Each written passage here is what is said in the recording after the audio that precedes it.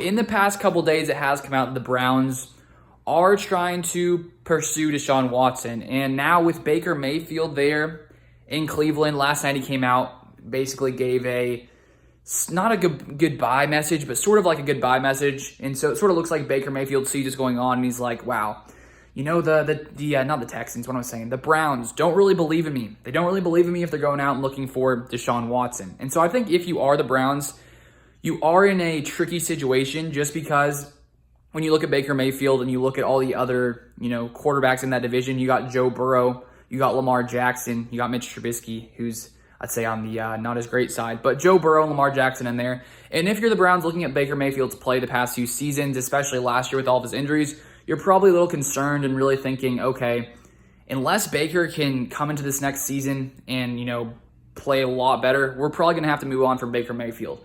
So when you're the Browns and you're seeing that there is a chance of you being able to pursue Deshaun Watson, it's probably an opportunity that won't come around very often for a guy of his caliber being available.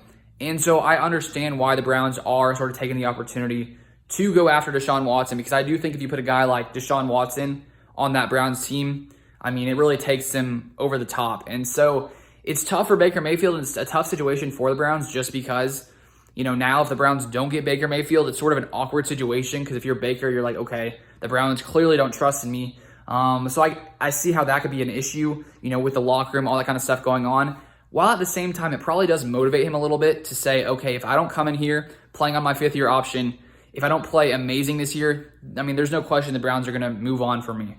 So I see how maybe it motivates Baker Mayfield if it doesn't get to the point where it makes the relationship between them super complicated. And I was thinking about, Aaron Rodgers and Jordan Love, that situation, and things got a little complicated there, even though it's a completely different situation. We have Jordan Love, being drafted, and Aaron Rodgers being one of the best of all time. So it's clearly there's no really comparison there. But, it does make you question when you make decisions like that to go out there and pursue someone. It just makes things awkward for things in the organization. So I almost wonder now if this could lead to Baker leaving, regardless of if they get Deshaun Watson, if he doesn't want to be there. So who knows? It's going to be interesting to see where Deshaun Watson lands. I've seen the Saints are a team that are looking for him, the Falcons, I think the Panthers as well. And it looks like I think the Falcons are meeting with him for like a fourth time. So maybe the Falcons end up getting him. But it does beg the question, what's going to happen now with Baker Mayfield? Because clearly the Browns are sort of showing, I don't know if we trust you, Baker.